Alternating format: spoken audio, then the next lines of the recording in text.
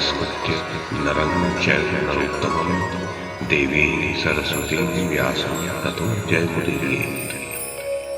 ओम नमो भगवते वासुदेवाय, ओम नमः पितामहाय, ओम नमः प्रजापतिभ्यः, ओम नमः कृष्णद्वैपायनाय, ओम नमः सर्वविघ्नविनायकेभ्यः।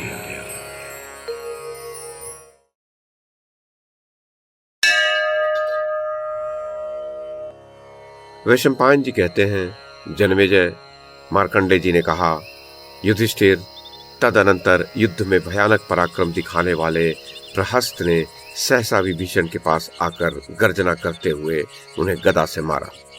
विभीषण ने भी एक महाशक्ति हाथ में ली और उसे अभिमंत्रित कर प्रहस्त के मस्तक पर दे मारा। उस शक्ति का वेग वज्र के समान था। उसका आघात लगते ही प्रहस्त का मस्तक कटकर गिर पड़ा और वह आंधी से उखाड़े हुए वृक्ष के समान धराशायी हो गया। उसको मरते देख धूम्राक्ष नामक राक्षस बड़े वेग से वानरों की ओर दौड़ा और अपने बाणों के प्रहार से सबको इधर उधर भगाने लगा। ये देख पवन नंदन हनुमान ने धूम्राक्ष को उसके अश्व, रथ और सारथी सहित मार डाला। उसके मरने से वानरों को कुछ शांति मिली और वे अन्यान्य राक्षसों को मारने लगे। उनकी भयंकर मार पड़ने से सभी राक्षस जीवन से निराश हो गए। जो मरने से बचे वे भय के मारे भागकर लंका में घुस गए। वहां जाकर सबने रावण को युद्ध का समाचार सुनाया। युधिष्ठिर, उनके मुख से सेना सहित प्रहस्त और धूम्राक्ष के वध का वृत्तांत सुनकर रावण बड़ी देर तक शोक भरे उच्छ्वास लेता रहा। फिर सिंहासन से उठकर कहने लगा, अब कुंभकर्ण के पराक्रम दिखाने का समय आ गया है।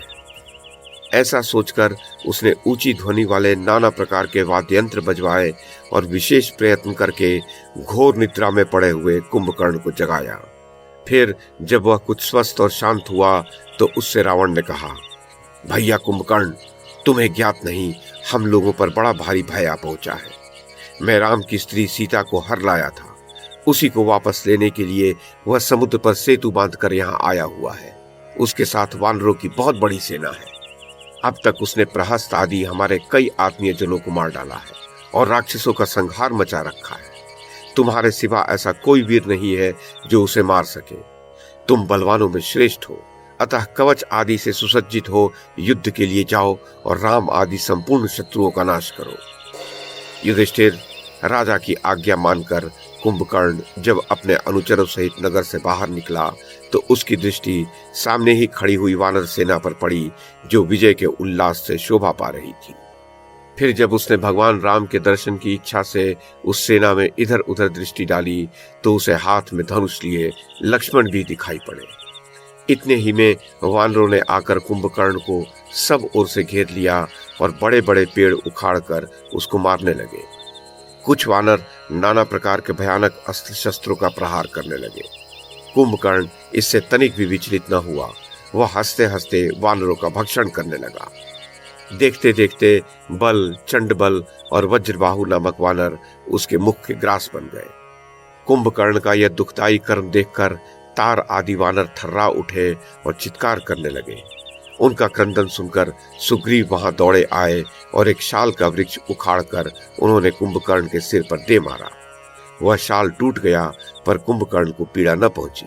हाँ, उसके स्पर्श से वह कुछ सावधान अवश्य हो गया। फिर तो उसने विकट गर्जना की और सुग्रीव को बलपूर्वक पकड़कर अपनी दोनों भुजाओं में दाब लिया।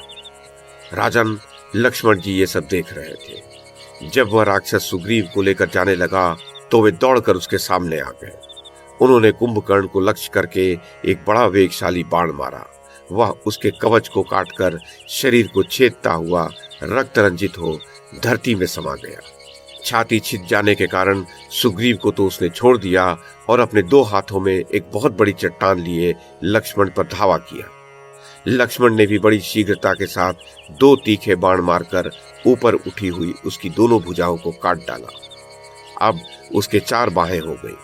कुंभकर्ण ने पुनः चारों हाथों से शिलाएं लेकर आक्रमण किया, किंतु सुमित्रा नंदन ने हस्त लाघव दिखाते हुए फिर से बाण मारकर उन चारों भुजाओं को भी काट दिया।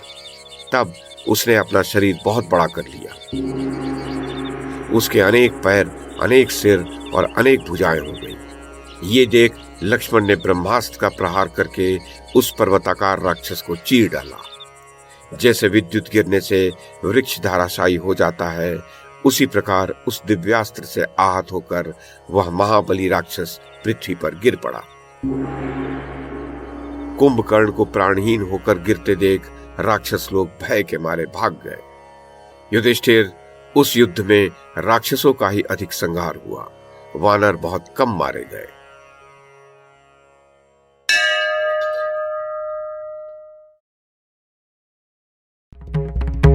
YouTube के माध्यम से महाभारत की कथा को एक श्रृंखला के रूप में प्रस्तुत करने का हमारा यह प्रयास यदि आपको सराहनीय लगा हो तो कृपया इस कड़ी को लाइक और शेयर करें, चैनल को सब्सक्राइब करें और बेल आइकन को दबाएं। साथ में अन्य लोगों को भी देखने के लिए प्रेरित करें।